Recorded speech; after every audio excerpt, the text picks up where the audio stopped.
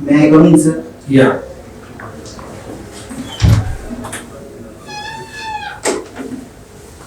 Good morning, ma'am. Good morning, sir. Good morning. Token ठेवून येतस.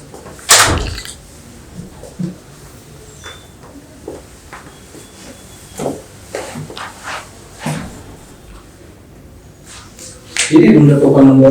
Sir 20 आहे. कुठून आला परत तुम्ही? सर मी परभणी जिल्ह्यातील खानापूर येथून आलो आहे.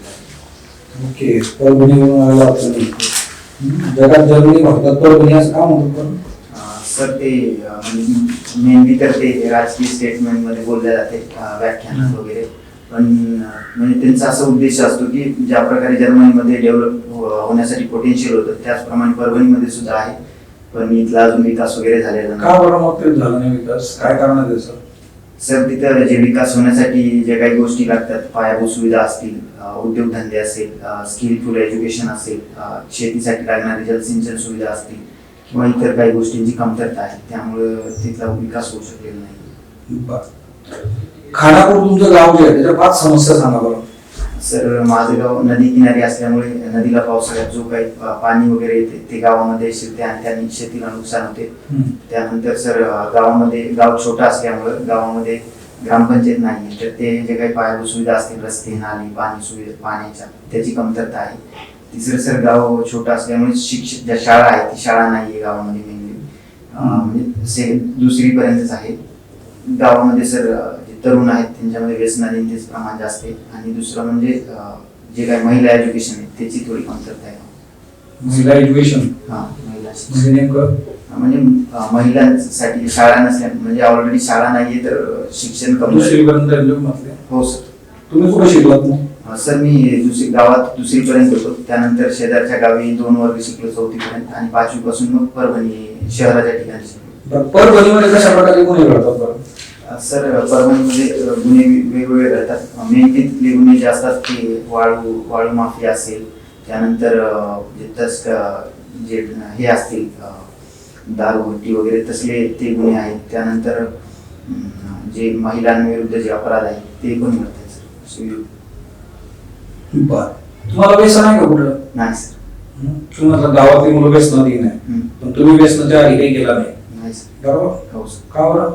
सर माझे वडील जे होते ते वडील थोडे शिकलेले असल्यामुळे वडिलांनी मला 2री झाल्यानंतर शहराच्या ठिकाणी शिकण्यासाठी ठेवलेलं होतं.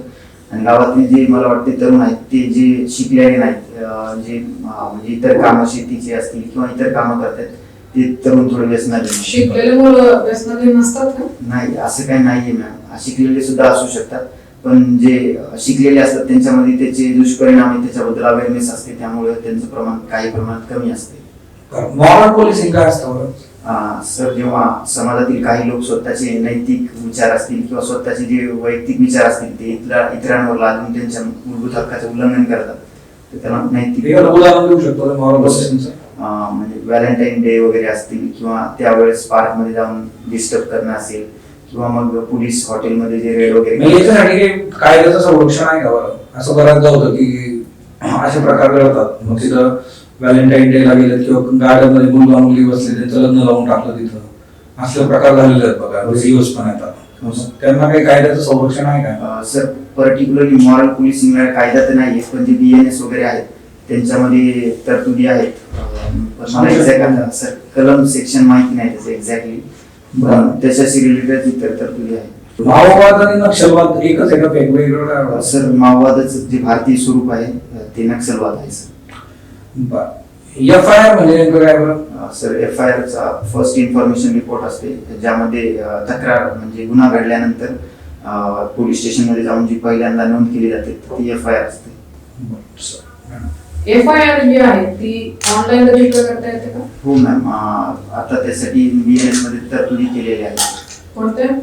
त्यासाठी एक E-FIR म्हणून लॉन्च केलेली आहे ते आहे. तसेच 0 FIR सुद्धा आहे. 0 FIR? हो. त्यातलं 0 म्हणजे काय असतं? मॅम त्याचं 0 म्हणजे कुठल्याही लोकेशनचं बॅरियर न ठेवता कुठेही गुन्हा घडला त्याची तक्रार कोणत्याही पोलीस स्टेशन मध्ये नोंदवता येईल, त्याला 0 FIR असते. ते झाला त्याचा अर्थ, पण 0 कसा नंबर आहे? कशाचा नंबर आहे का तो? मला एक्झॅक्टली त्याच्याबद्दल माहिती नाही. आणि समजा एखादा अदखलपात्र गुन्हा असेल तर त्या संदर्भामध्ये होते का FIR? FIR नाही होत मॅम, त्याच्यासाठी NC रजिस्टर असते, नॉन कॉग्निजेबल रजिस्टर, त्यामध्ये त्याची नोंद केली जाते. आणि चार्जशीट काय असतं? जेव्हा गुन्हा घडतो, गुन्ह्याचं म्हणजे जे पोलिसांनी केलेलं संपूर्ण तपास असतो, त्यानंतर जे पुरावे वगैरे सादर केलेले असतात हे माननीय न्यायालयामध्ये सादर केले जातात. ते जे दस्तावेज असतो तर चार्जशीट असं म्हणतात. ते दाखल करायला किती मुदत असते? अं, त्याला एक टाइम लिमिट असतो. ते BNS नवीन कायद्यानुसार विशिष्ट गुन्ह्यासाठी ती टाइम लिमिट सेट केलेली आहे, पण मला ती एक्झॅक्ट माहिती नाही. पण समजा त्यात जे टाइम लिमिट ठरवून दिलेलं आहे हम्म. स्पेसिफिक केसेस साठीचं जे असेल हम्म. त्या वेळेमध्ये जर FIR नाही, सॉरी चार्जशीट नाही दाखल केली हम्म. तर मग काय होतं पुढे? काही न्यायालयाच्या विरुद्ध काही कारवाई करतं का वेळ वाढवून देतं, काय करतं? मी वाचलेलं नाही मॅम, पण मी ती माहिती करून घेईन. बरं. तुम्ही तुमच्या गावाविषयी सांगताना आता असं म्हणालात की नदी वाहते तिथे. हो सर. कुठली नदी आहे ती? दुधना नदी मॅम. दुधना. किती लांबी आहे तिची एकूण? मॅम तिची लांबी 172 किलोमीटर आहे महाराष्ट्रामध्ये. किती जिल्ह्यांमधून वाहते ती? तिचा उगम छत्रपती संभाजीनगर, जालना आणि परभणी 3 जिल्ह्यातून वाहते. 3 झाले. हो. बरं. परभणी जो तुमचा जिल्हा आहे किंवा तालुका, त्याच्यामध्ये आता परवाचे जे जिल्हा परिषद आणि पंचायत समितीचे निवडणुका होत्या, तुमच्या इथे होत्या का? हो मॅम. बरं. एखाद्या इलेक्शनच्या जर विचार केला आपण, कुठलंही इलेक्शन असू दे, मग ते त्या इलेक्शनची घोषणा झाल्यापासून ते मतमोजणी होईपर्यंत जो आपला सगळा कालावधी आहे, या सगळ्या प्रक्रियेदरम्यान पोलिसांसाठी काय काय काम असतं? सर्वप्रथम तर जी आदर्श आचारसंहिता असते तिचं पालन करून घेणे, तसेच म्हणजे कायदा सुव्यवस्था बिघडणार नाही यासाठी प्रयत्न करणे.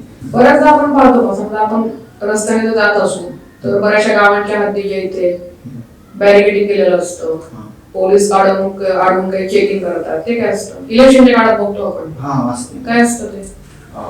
ते मॅम जे शहरात काही अवैध गोष्टी येऊ नयेत, इलेक्शन दरम्यान काही अवैध प्रकार घडू नये, म्हणजे पैसे असतील किंवा मग इतर जे अंमली पदार्थ असतात ते इलेक्शन मध्ये. गावाकडे नसतं का असं चेकिंग पोस्ट? गावाकडे नसते मॅम, जी शहराची म्हणजे जिल्ह्याची जी सीमा आहे तिथं ते शहरात का तुम्ही? हो मॅम, मी शुअर आहे की जे जिल्हा सिटी असते म्हणजे आता महानगरपालिका असेल तर शहराच्या सीमेवरती असते, आणि जिल्हा परिषद जिल्ह्याच्या जिल्हा परिषद किंवा पंचायत समितीच्या निवडणुका कुठे होतात? प्रामुख्याने ग्रामीण भागात. तिथे नाही का असं काही चेकपोस्ट? मॅम मी जिल्हा परिषदेच्या इलेक्शनला न गेल्यामुळे माझ्या ते बघण्यात नाही आलं, पण मी MLA आणि MP ला बघितलं होतं. पोलीस चौकी उभारणी करता काय निकष असतात? मॅम मला माहिती नाही, त्याबद्दल माहिती करून घे. आता व्हॅलेंटाईन्स डे जवळ आलेला आहे, हो. तुम्ही कसं सेलिब्रेट करणार आहे व्हॅलेंटाईन्स डे? करता का तुम्ही सेलिब्रेट? नाही मॅम, मी तर करत नाही. नाही करत तुम्ही? काय म्हणजे आमचं नसते. बरं. तुमचा आतापर्यंत कधी संपर्क आला का पोलिसांनी? हो मॅम, आला होता. काय कारणासाठी? माझा मोबाईल हरवला होता 2019 ची गोष्ट आहे, तेव्हा आला होता. कसा होता मग तो अनुभव? चांगला होता मॅम, म्हणजे माझा मोबाईल चोरीला गेला होता, म्हणजे माझ्याच्याने पडला होता, तर मी कंप्लेंट वगैरे केली होती. ते एका व्यक्तीला मिळाला, मग त्यांनी पोलीस स्टेशन मध्ये जमा केला आणि त्यांनी मला कॉल करून मग माझा मोबाईल देऊन टाकला. म्हणजे तुमचा मोबाईल तुम्हाला परत मिळाला? हो मॅम, मिळाला. मग आता हे जे तुम्ही आता उल्लेख केलात की मोबाईल हरवणं हां आणि चोरीला जाणं, हां. ह्याच्यामध्ये काही फरक आहे का कायद्या पॉइंट ऑफ व्ह्यू विचार करता?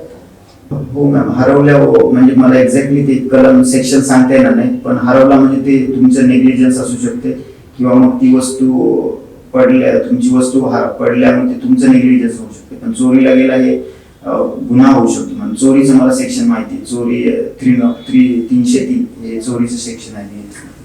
बरं, कोण आहे पोलीस महासंचालक आता सध्या? श्री सदानंद दाते सर आहे पोलीस. आणि आपलं जे पोलीस प्रशासन आहे त्याचं ब्रीद वाक्य काय बरं? सदरक्षण आहे, खलनिग्रहण आहे. कुठून घेतलं बरं आहे? सर ते भगवद्गीतेच्या 10व्या खंडातून घेतलेले. कन्फर्म? हो सर. चालेल, येऊ शकता तुम्ही. Best of luck. Thank you sir, thank you.